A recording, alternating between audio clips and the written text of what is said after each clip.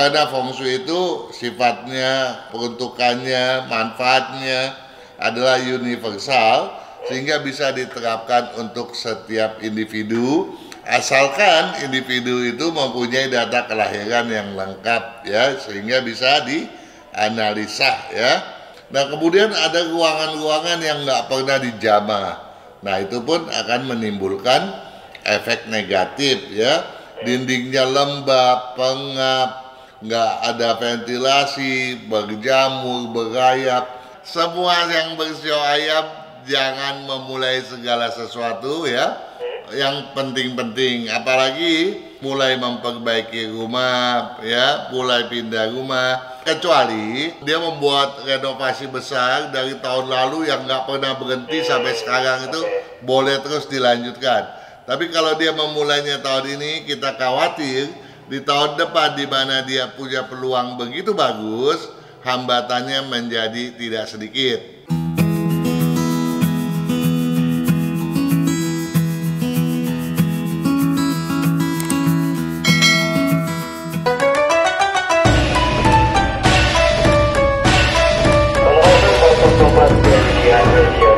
Selamat malam sahabat Sonora, bagaimana kabar Anda di malam ini? Pukul 7 malam atau pukul 19 di hari Jumat, berarti saya ucapkan selamat datang pada Wijaksono di program Sonora Feng Shui bersama Pak Kang Hong yang kita sapa dulu Pak Kang. Ya, selamat malam Pak Kang. Selamat malam Juragan Sony, selamat malam sahabat-sahabat radio malam. Oh kok radio malam? Radio Pak. Radio malam. Ini Pak Kang kayaknya ngantuk ya Pak Kang? Bukan. Oh, bukan. Ada sahabat kita radio malam yang mau bertanya pada radio Sonora. Bisa aja Pak Kang ya. Pak Kang gimana, sehat kabarnya Pak Kang? Oh selalu always juga Oh, kan. always. Walaupun tengah bulan masih semangat ya Pak Kang ya? Semangat dong. Semangat ya. Pak Kang nih, seperti bisa dilihat di channelnya FSC Enthusiast, ini video terbarunya kalau Sony lihat Pak Kang, ini banyak banget sahabat Sonora yang mengapresiasi nih, komennya positif-positif semua Pak Kang. Wah baguslah, terima kasih banyak. Dan mudah-mudahan memang Komentar apa bermanfaat. lagi nih Pak Kang yang menarik perhatian di channelnya FSC Enthusiast? Ini banyak pertanyaan bagus. Yang pertama yang saya mau sebutkan, datangnya dari sahabat Sonora kita yang meniknamekan namanya Radio Malam. Radio Malam. Jadi kalau pagi sampai sore dia sunyi dan senyap. Tidak masalah, Radio Malam bertanya pada video apes rumah terbuang hoki menjulang. Begini nih dia bertanyanya nih Juragan Sony. Gimana Pak Kang? Salam damai Pak Kang, salam damai juga tentunya ya. Saya ingin bertanya katanya, bagaimana solusinya jika kita tidak mempunyai data jam kelahiran? Itu merupakan syarat untuk bertanya toh? Betul sekali. Saya ingin berkonsultasi mengenai feng shui dengan data pribadi saya. Namun saya terkendala dengan tidak adanya data jam di akta kelahiran saya. Sedangkan kedua orang tua sudah meninggal. Mohon petunjuknya Pak Kang. Saya ingin memperbaiki kehidupan saya karena saya kepala keluarga. Terima kasih. Anda sebagai kepala keluarga ataupun bukan tentunya punya kewajiban dan tanggung jawab dong ya terhadap diri sendiri setidaknya. Artinya. Untuk eksis ya, di muka bumi ini. Nah, dia bertanya bagaimana kalau nggak punya jam kelahiran. Memang tanpa adanya data kelahiran kita selalu menolak. Kenapa sih kita menolak untuk menghitungnya? Karena kita ini kan berbicara melalui radio, sifatnya umum sekali toh. Nah, udah bahasanya umum, kemudian datanya nggak lengkap. Tentu saja kita khawatir ada kekeliruan dalam penganalisaan. Nah, kalau analisa itu kemudian menimbulkan hal-hal yang sifatnya nggak tepat nantinya, sehingga merugikan, kan kita nggak mau dong ya. Iya, betul. Ya, jadi kita mau segala sesuatunya semua menjadi baik ya. Tapi saya ingin memastikan nih Pak Kang.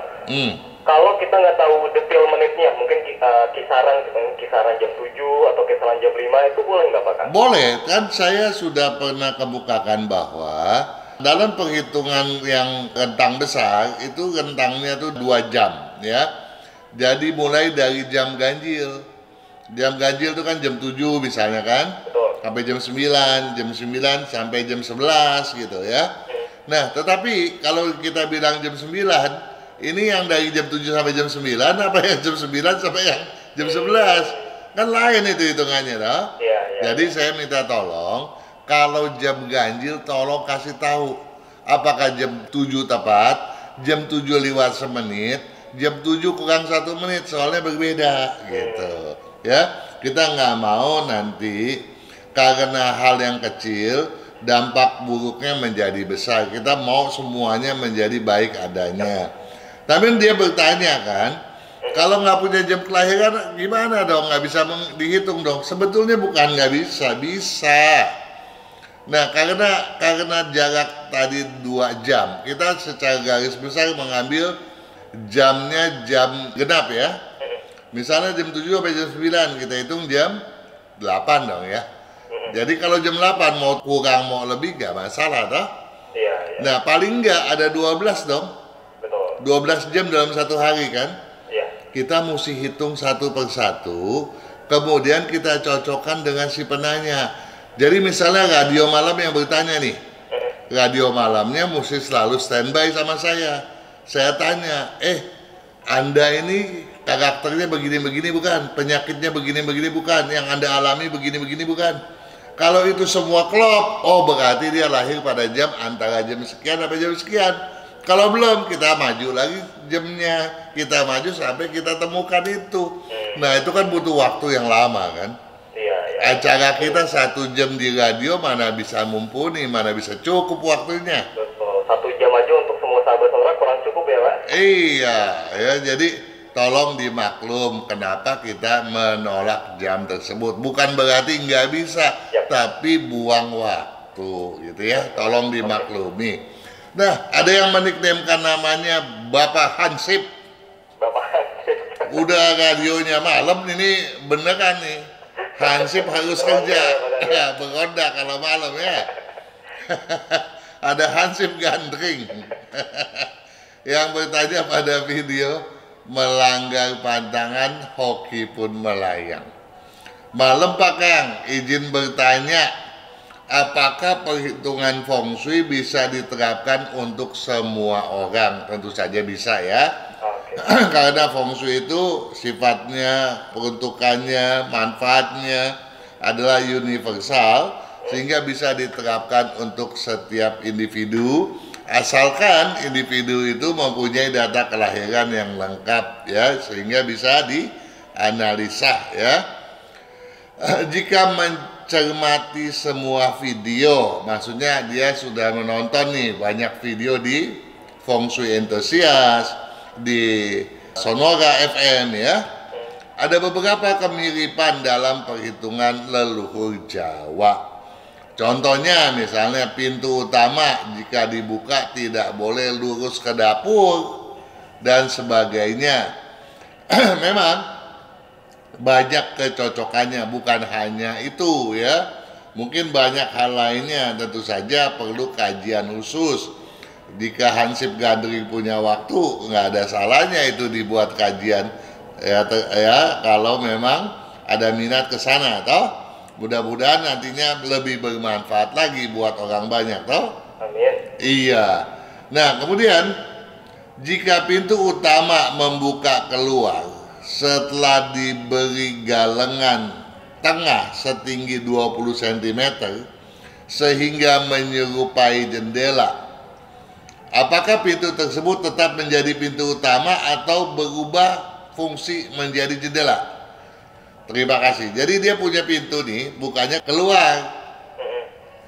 Kalau buka keluar kan dibikin galengan, dia memang kalau jendela kan bukanya keluar juga kan, Sony. Iya. Ya, jadi nggak masalah dong. Ya, memang boleh. Tetapi rumah kan mesti punya pintu utama. Nah, kalau dibuat galangan, pintu utamanya kemana? Nggak punya lagi dong. Ya, nah kalau di zaman dulu, kalau kita seksamai benar Hansip Gandring, rumah-rumah zaman dulu tuh kalau dibangun tuh bawahnya dulu tuh seolah-olah pondasi, itu balokan dulu sekeliling. Ya, balok itu membuat satu peta ruangan. Sehingga pintu pun ada di atas balokan, sehingga setiap kita mau masuk ke dalam rumah siapapun itu harus melangkah memang, ya. Nah, tetapi untuk pintunya tetap harus ke dalam, nggak bisa pintu diarahkan keluar.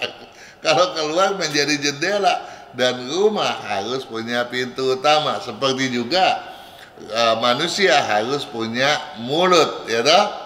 Kalau nggak ada mulut, apa yang kita mau konsumsi? Oke? Kita lanjut ya. Lanjut Pak Kang.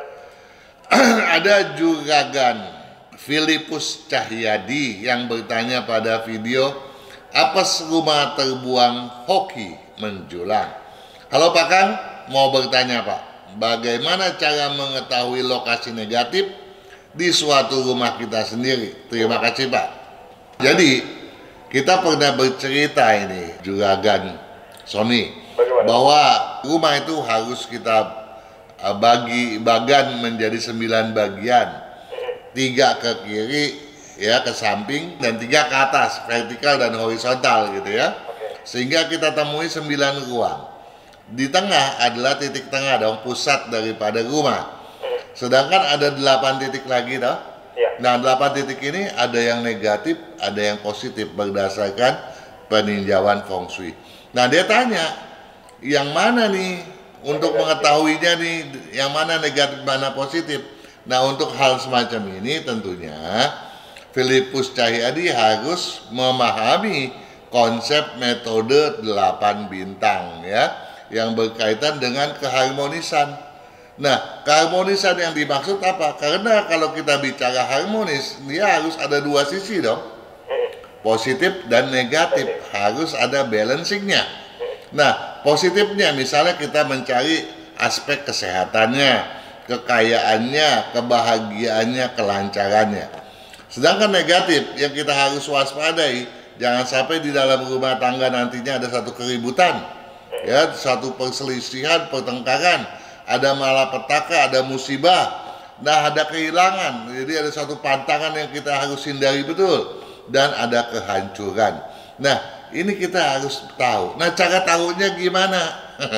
Itu yang dia mau tahu kan? Iya. Cara tahunya. Untuk mengetahui cara tahunya di segmen berikutnya ya Pak Kang ya. Oke deh. Oke, kalau gitu tetap sahabat Sonora tentunya hanya di Sonora Network bersama Pak Kang di Sonora Feng Shui. Kesehatan, karakter, bakat, bisnis, hubungan, Feng Shui, waktu, nasib, dan siasat. Kesempurnaan dari ke-8 aspek inilah yang dipelajari oleh metode Yin Yang 5 unsur, agar perjalanan hidup manusia dapat berhasil dengan tetap berjalan serasi, selaras, dan seimbang dengan alam semesta.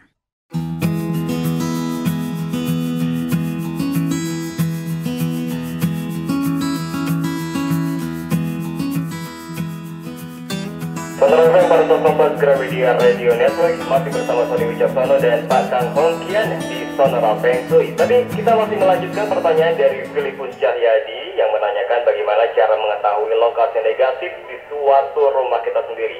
Tadi Pak Kang di segmen sebelumnya sudah membahas nih ada 9 titik ya yang harus kita ketahui. Ada di 3 depan, 3 samping, dan 3 belakang. Nah, setelah kita mengetahui itu semua, lantas bagaimana caranya Pak Kang untuk mengetahui di mana lokasi negatif di suatu rumah kita? Monggo Pak Kang. Nah, ini bisa saya jelaskan. Andai kata Juragan Filipus Cahyadi sudah memahami, ya, menguasai metode I Ching. Ya, metode trigram. Trigramnya itu ya 3 susunan bagian dengan batang penuh dan batang terputus ya, untuk gampangnya seperti itu.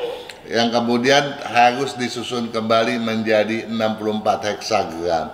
Nah, kalau ini sudah dikuasai, barulah kita bisa kemudian menjelaskan bagaimana, dan ini sangat jelimet gitu ya. Nah, oleh sebab itu saya menyarankan Juragan Filipus Cahyadi untuk mengambil kursus khusus ya, sekolah ya, karena feng shui harus dipelajari, bukan cuma sekedar diperbincangkan gitu ya, harus didalami. Nah, namun kalau kita berbicara dari sudut pandang awam ya, bukan berarti kita nggak bisa tahu tuh yang positif negatif. Yang positif negatif. Jadi kalau yang negatif itu adalah rumah yang tidak dihuni, tidak diurus, itu udah pasti semuanya isinya area yang negatif ya. Nah, kemudian ada ruangan-ruangan yang nggak pernah dijamah. Nah, itu pun akan menimbulkan efek negatif ya. Dindingnya lembab, pengap, nggak ada ventilasi, berjamur, berayap, ada sumur tertutup dan sebagainya ya. Nah, oleh sebab itu seringkali kita dari sudut pandang umum, yang penting kita menjangankan janganlah numpuk barang tuh seenaknya. Misalnya habis nyuci, cucian digeletakin di mana-mana, jemuran disangkut tautkan di mana-mana, nggak beraturan. Bukannya nggak boleh tapi harus segala sesuatunya teratur, jangan digeletakkan di mana-mana. Jangan jadi orang yang pemalas. Koran nggak boleh bekasnya ditumpuk di mana-mana ya, pada sudut-sudut ruangan, apalagi di bawah tangga ya, di bawah tempat tidur, itu akan menimbulkan energi buruk ya. Nah, kalau berkaitan dengan pembagian 9 ruang, tentu saja harus dipelajari dengan seksama ya. Oke, siap kalau gitu Bang. Kita lanjut, ada pertanyaan yang senada dari Yuniawan Mohtar. Bertanya pada video pintu utama, halaman depan, dan usaha yang cocok. Pakang selalu bilang bahwa feng shui selalu diatur menurut kepala keluarga. Jadi analisisnya mengacu kepada data kelahiran kepala keluarga tuh ya, Sony. Itu betul. Nah, kalau misal kepala keluarganya orang yang nasibnya timur, paham nggak nih Sony? Bahwa sebetulnya dari 9 bagian tadi, selain titik tengah kan ada 8 ruangan tuh. Iya, betul. 8 ruangan itu terbagi 2, bagian timur dan bagian barat. Jadi orang yang menghuninya dianggap sebagai orang nasib timur, orang nasib barat, begitu ya? Oke. Nah, dia katakan begini, kalau misalnya kepala keluarganya seorang yang bernasib timur, sedangkan anggota keluarga lainnya bernasib barat, apakah acuan feng shui rumah sebaiknya tetap pada kepala keluarga? Loh, ketentuannya kan sudah pada kepala keluarga, ya memang tetap kepada kepala keluarga. Ya. Nah, posisi kamar anggota keluarga lain, apakah di posisi barat yang kurang baik menurut kepala keluarga? Nah, di sini ada kerancuan berpikir dari Yuniawan Mohtar. Dipikirnya kalau orang timur itu bagian timur yang baik, bagian utara, selatan, terus yang bagian barat tuh jelek. Bukan begitu hitungannya. Ya. Nah, hitungannya harus kembali kepada I Ching tadi ya, kepada pemahaman 8 nasib tadi ya, 8 bintang tadi ya, yang untuk mewujudkan keharmonisan ya. Sehingga harus dihitung posisi kedudukannya dulu, hadap rumahnya, dan pola pembagian area ya untuk menentukan ruangan. Tetapi kemudian bagian-bagian daripada anggota keluarga itu harus dihitung kembali mengacu kepada posisi trigram masing-masing, kepada analisanya masing-masing, di mana dia cocok, keterkaitan elemen-elemennya seperti apa ya, itu yang harus diseksamai benar. Jadi keterikatan terhadap trigram dan elemen itu sangat kuat dan sangat menentukan ya. Jadi tolong kalau memang bagi Juragan Filipus Cahyadi dan Yuniawan Mohtar betul-betul hendak menguasai feng shui, silakan belajar yang serius ya. Saya mau ke yang terakhir yang bertanya adalah Juragin, satu-satunya Juragin ini kali. Lucia Maria bertanya pada video melanggar pantangan hoki pun melayang. Salam sehat Pak Kang, salam sehat juga untuk Juragin Lucia Maria sekeluarga tentunya. Menyimak penjelasan Bapak tentang kalau tanggal dan tahun perkawinan yang salah bisa berdampak buruk. Yang mau saya tanyakan, apakah siotikus 28 tahun boleh menikah di tahun naga 2024? Pasangannya sama siotikus yang hanya beda bulan. Yang wanita lahirnya bulan Mei, yang pria lahirnya bulan September. Mohon bantuan dari Pak Kang. Terima kasih dan sukses selalu Pak Kang. Ya secara umum kita tinggal melihat ya Juragan Sony. Tikus itu di tahun naga ciong apa enggak? Ya enggak lah. Kalau enggak, boleh nggak nikah? Ya boleh lah gitu ya. Nah itu kita mengacu kepada sio. Jadi kalau kepada sio jawaban saya pasti boleh menikah gitu ya. Dan mau usia berapapun si siotikus itu, mau jumlah nilai keberuntungan berapapun siotikus itu, silahkan kalau mau menikah. Tetapi kalau kita berbicara khusus, kita harus menghitung dulu data kelahiran lengkap, tanggal lahir, bulan lahir, tahun lahir, jam lahir dari kedua calon pengantin tersebut. Ya, nah dari situ kita akan memperoleh bagaimana kadar jodohnya, sebaiknya menikah atau tidak, atau adakah yang harus diselaraskan lebih dahulu. Kemudian, apakah ada kecocokan pribadi karakter bawaan lahir yang harus diselaraskan atau yang memang betul-betul bertentangan sehingga boleh menikah atau enggak, kan harus tahu tuh Juragan Sony, nggak boleh sembarangan ya. Nah kemudian terakhir kita harus juga menentukan jam-jam yang bagus, yang selaras untuk melaksanakan ke semua kepentingan, baik itu ritual ataupun apapun yang berkaitan dengan pernikahan ya. Ada bagusnya malah kalau kita menghitung orang tuanya boleh nggak sih menikahkan anaknya di tahun tersebut. Itu tentu jauh lebih terinci lagi, tentu harus membutuhkan analisa yang jauh lebih matang juga kan Sony. Ya, jadi dengan penjelasan ini saya berharap Juragin Lucia Maria memahaminya. Baik, semoga kalau gitu rencana pernikahan dari Juragin Lucia Maria juga bisa terlaksana dengan baik. Setelah segmen ini kita akan beralih ke WhatsApp kalau gitu ya Pak Kang ya? Oh iya dong. Oke.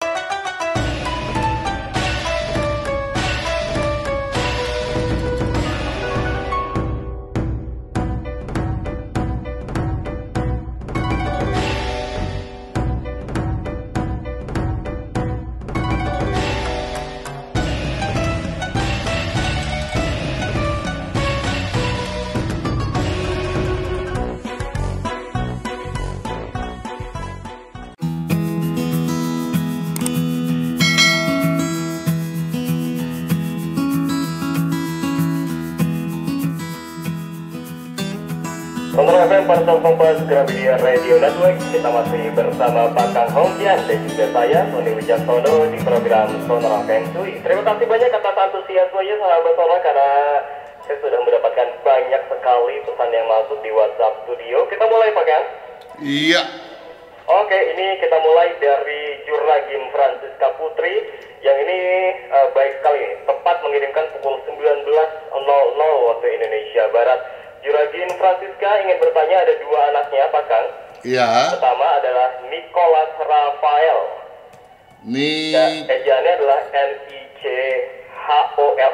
Iya. Raphaal. Oke. Laki-laki. Ya.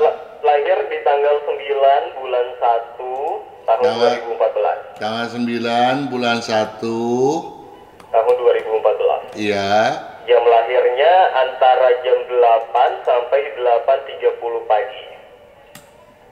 Iya. Dan anak keduanya ini Pak Kang namanya adalah Katarina Serafin.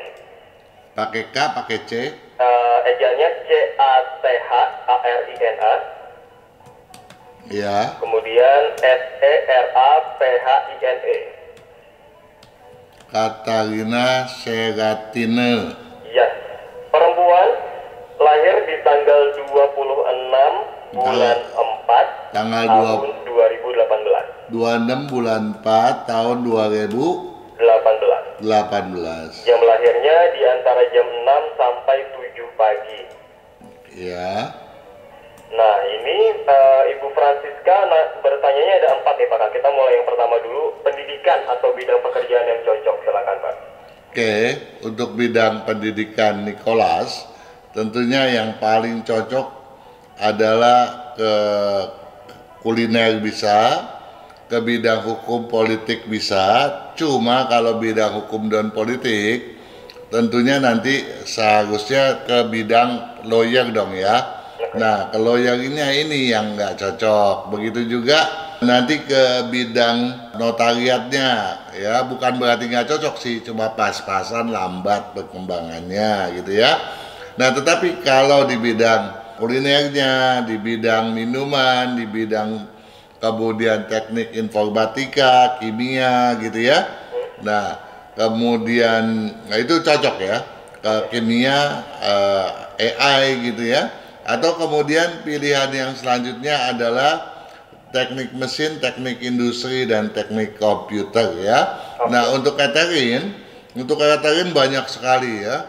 Dia bisa ke bidang teknik pastry gitu ya, teknik makanan gitu ya. Kemudian juga ke kedokteran gitu ya. Bidang sipil, bidang perhotelan ya. Tetapi kalau ke perhotelan dia cocok ke manajemennya dan ke pastry-nya, tetapi kulinernya kurang gitu ya. Dan tetapi paling cocoknya sama seperti kakaknya, yaitu di bidang teknik informatika ya, di bidang teknik kimia, apoteker dia sangat cocok gitu ya. Nah, bidang AI itu sangat cocok, tapi dia juga cocok untuk jadi dokter kecantikan misalnya ya. Jadi banyak sekali dia punya pilihan. Ya. Nah, selanjutnya yang ditanya adalah kesehatan dan handicap Pak Kang. Kesehatan yang penting harus dijaga adalah makanan ya. Nicholas dan Catherine itu kedua-duanya saya khawatir doyan daging yang kalau keduanya itu dua-duanya sangat doyan manis. Sedangkan untuk Nicholas juga dikhawatirkan sangat doyan asin ya. Sedangkan Catherine saya minta tolong minum yang banyak. Nah, lain daripada itu saya minta tolong orang tuanya menjaga kesehatan tulang ya, paru ya. Jadi tolong jangan sampai anak-anaknya itu kemudian menjajal misalnya rokok ya, itu parunya nggak bagus gitu ya. Nah, kemudian kadang tenggorok itu juga harus dijauhi. Jadi makanan gorengan sebisanya juga dikurangi gitu. Kemudian handicapnya Pak kan? Handicapnya anak-anak ini sebetulnya kreativitas daripada Nicholas terutama itu luar biasa gitu ya. Selain itu daya pikirnya juga bagus. Ya, disiplinnya luar biasa. Kedua anak ini disiplinnya bagus ya. Cuma sayangnya kedua-duanya nggak berani menentukan ambisinya gitu ya. Jadi harus dididik untuk meyakini ambisinya, menetapkan tujuannya. Jadi tolong ke ruangan dia belajar jangan banyak dikasih warna lain-lain selain warna putih gitu ya. Begitupun kalau warna baju, Pak? Warna baju nggak terlalu bermasalah. Kalau gitu semoga jawaban dari Pak Kang bisa menjawab pertanyaan dari Ibu Francisca. Dan kita lanjut lagi ini ke Ibu Linda, Pak Kang. Nama lengkapnya adalah Linda Wati, pakai I. Linda Wati nyambung? Iya, nyambung Pak Kang. Pakai I ya. Saya mau tanya, Sio ayam api tahun ini ciong atau tidak? Saya sedang betulin genting yang bocor, bikin lemari, pindahin tempat tidur, begitu Pak Kang. Semua yang bersio ayam jangan memulai segala sesuatu ya. Yang penting-penting, apalagi mulai memperbaiki rumah, ya, mulai pindah rumah, terutama kalau statusnya adalah sebagai kepala keluarga. Oke. Itu saja Pak Kang? Atau Iya. tambahan lain? Memang kan dia tanya boleh nggak dia memperbaiki? Tidak boleh. Oh, tidak boleh ya? Oke. Tidak boleh, kecuali dia membuat renovasi besar dari tahun lalu yang nggak pernah berhenti sampai sekarang, itu boleh terus dilanjutkan. Tapi kalau dia memulainya tahun ini, kita khawatir di tahun depan di mana dia punya peluang begitu bagus, hambatannya menjadi tidak sedikit. Oke, kalau gitu semoga menjawab ya untuk Ibu Lindawati. Ini terakhir untuk segmen ini Pak Kang, ada Ibu Liana di Bekasi. Mau tanya, anak saya Josephine Melisa, JOSEPHINE, Ya. kemudian Melisanya double L Pak Kang. Oke. Josephine Melisa Irawan, sorry, ada 3 nama. Oke, jadi bapaknya Tanggal Irawan. lahirnya 6 bulan 11 tahun 2006. Tanggal 6 bulan 11 tahun 2006. Yap, jam lahirnya 06:30 pagi. 06:30 ya. Iya, pertanyaannya adalah lebih cocok mana, kuliah kedokteran hewan atau perhotelan chef pastry, atau ada mungkin saran yang lebih cocok dari Pak Kang? Perhotelan bukan nggak cocok, kurang cocok ya. Jadi perkembangannya akan lambat ya. Terus kemudian kedokteran juga memiliki nilai yang sama juga, jangan. Oke, nah, Kemudian kalau di perhotelan, apalagi dia mengambil apa tadi, pastry, pastry atau enggak. Kalau chefnya cocok ya. Kalau dia di bidang masak memasak, terutama masak memasak api besar ya. Jadi di bidang kuliner memang Josephine sangat cocok gitu ya. Nah kemudian juga bisa cocok di bidang hukum ya, di bidang politik ya, silakan. Oke. Tidak ada lagi saran yang mungkin yang lebih cocok Pak Kang, atau mungkin di salah satu yang telah disebutkan? Ada, tetapi di itu ke bidang teknik mesin, teknik industri, teknik komputer, oke, gitu. Oke, kalau gitu semoga menjawab untuk Ibu Liana yang ada di Bekasi. Dan untuk yang sahabat sonora yang lainnya yang sudah mengirimkan pesan, harap bersabar, akan Tony tanyakan ke Pak Kang Hongkian di segmen selanjutnya. Tentunya tetap bersama kami hanya di Sonora Network.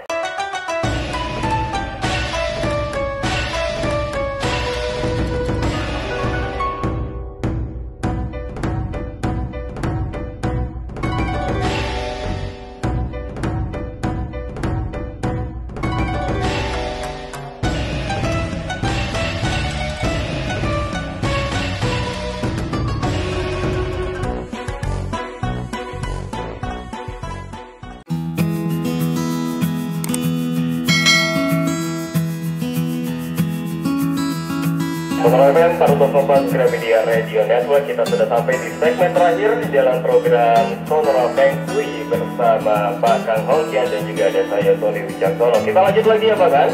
Iya dong. Oke, ini ada Juragin Nia Widya Ningrum. Siapa? Nia Widya Ningrum. Nia NIA ya. NIA WIDYA Ningrum. Widya Ningrumnya disatukan. Oke, Widya Ningrum 1. Beliau ini baru sakit menjalani program TBC Pak Kang. Lahirnya di tanggal 28 bulan 1 tahun 94. 28 bulan 1 tahun 94. ya. Nah, jam lahirnya ini antara jam 16 sampai 18 sore Pak Kang. 16 sampai 18 ini agak sulit loh ya. Oke. Ini soalnya jadi 2 rentang waktu ini adanya. 16 Tapi tidak apa-apa kan kalau kita lanjutkan? saya coba ya. Oke. Saya kontrak rumah sudah 2 tahun berkedudukan tenggara hadap barat laut.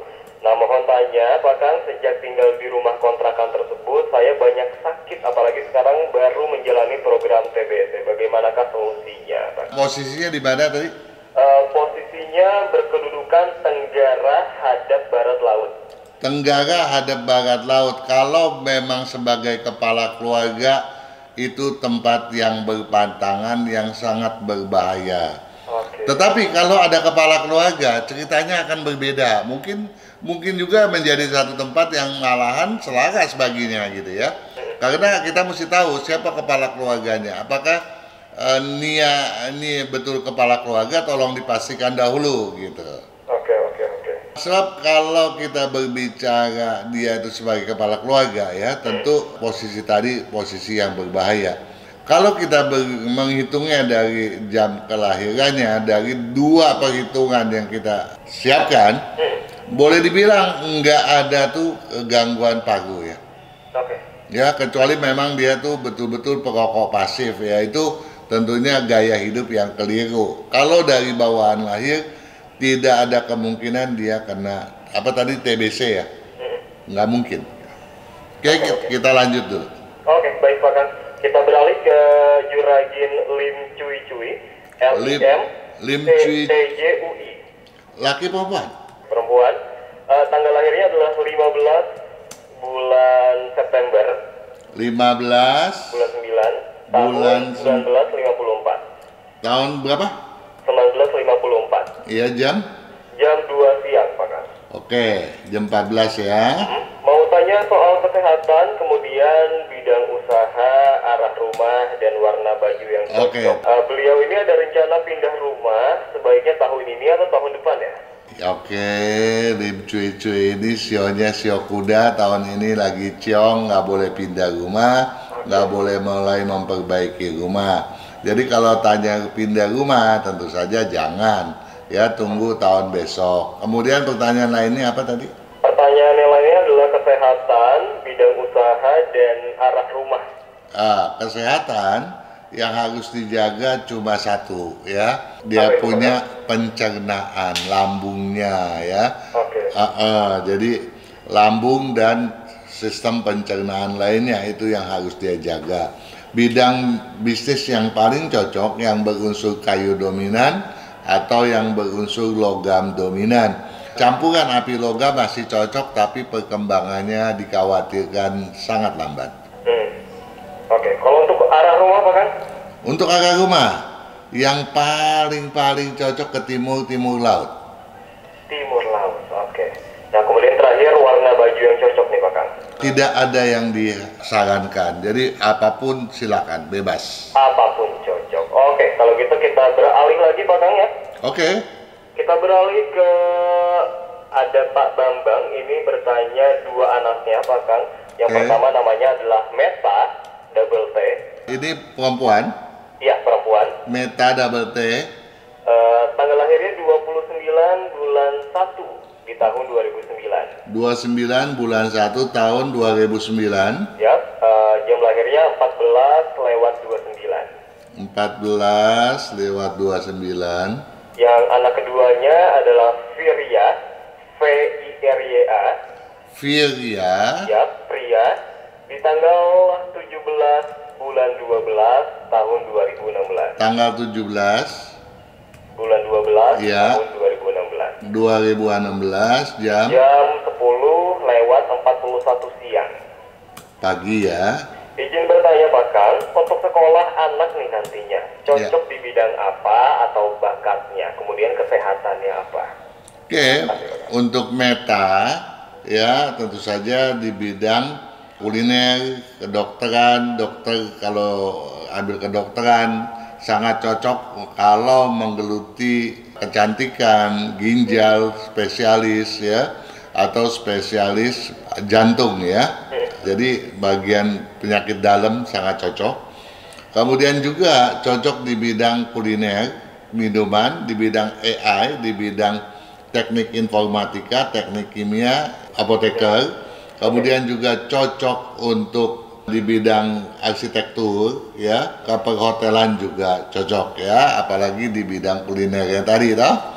Nah, tetapi yang harus dihindari, jangan sering kasih anak ini makan manis ya, karena makan manis itu udah jadi kebiasaan buruk baginya ya, kecuali dari awal memang sudah dihindari.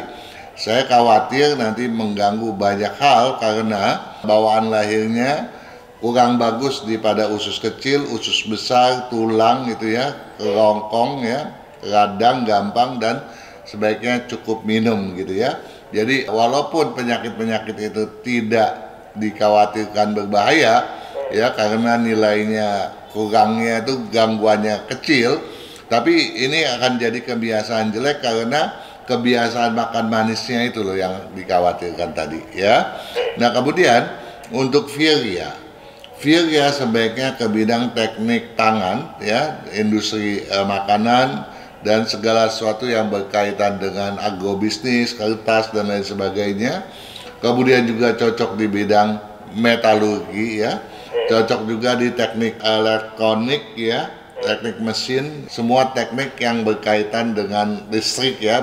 Nah kemudian jaga levelnya, karena pada waktu lahir saya mencurigai Virya ini udah agak kuning gitu, dan keras kepalanya juga tolong dikurangi dan jaga lambungnya. Baik, kalau gitu semoga menjawab untuk Pak Bambang. Sehat-sehat selalu untuk kedua anaknya. Dan kita ke pertanyaan terakhir Pak Kang. Oke. Ini dari Sugeng, Yogyakarta. Sugeng. Ya, ini Sugeng memberikan dua pertanyaan. Yang pertama adalah, bolehkah Pak Kang ada kamar di dalam kamar? Kamar di dalam kamar? Boleh aja, misalnya ada kamar mandi di dalam kamar tidur kan udah biasa itu. Iya, ya. Ya? Tapi mungkin yang dimaksud bukan kamar mandi mungkin ya Pak Kang? Ya, kamar ruang kerja di dalam kamar tidur juga udah banyak yang bikin. Oke. Ya. Nah sekarang harus jelas kamar apa yang dimaksudkan. Nah kemudian sistemnya yang seperti apa? Apakah itu kamar dalam satu lantai yang sama atau berbeda lantai? Ini harus jelas ya. Karena ketidakjelasan bisa mencelakakan diri kita sendiri tentunya. Oke, baik. Oke, kita ke pertanyaan yang kedua dari Sugeng. Ini kalau harus memperbaharui janji pernikahan secara agama, apakah akan mengubah tanggal pernikahan yang pertama secara Feng Shui? Bagaimana kiatnya agar tidak merubah tanggal pernikahan yang sebelumnya dan tetap memperbaharui janji pernikahan, Pak Kang?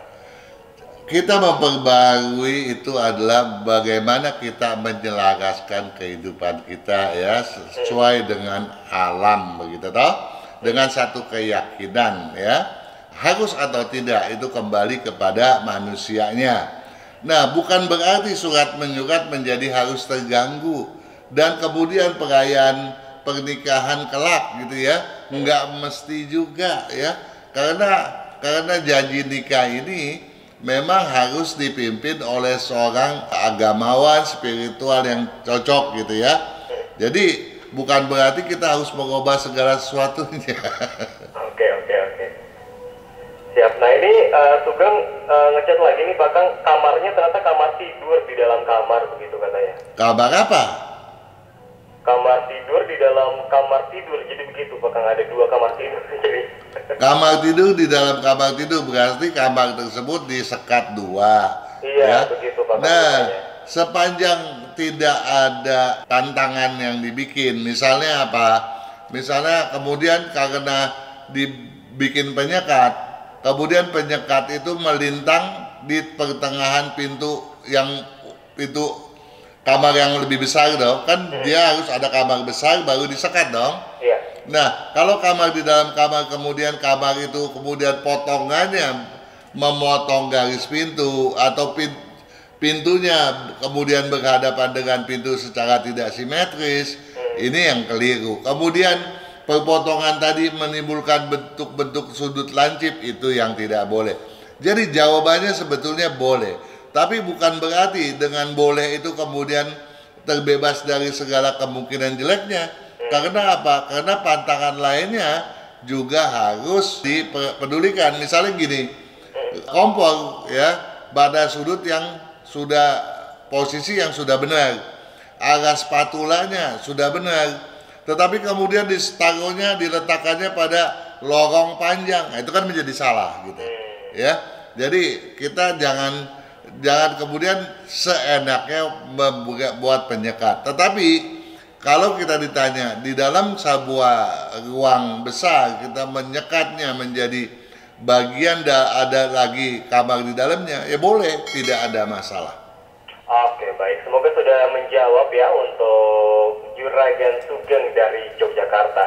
Dan sudah 1 menit lagi sisanya Pak Kang. Terima kasih banyak ya Pak Kang sudah berbagi dengan sahabat Sonora. Sama-sama juga Gan Sony, tentu saja kita berharap apa yang kita perbincangkan betul-betul bermanfaat dan memberikan peluang kesuksesan yang jauh lebih besar kepada sahabat kita, sahabat Sonora tentunya. Amin.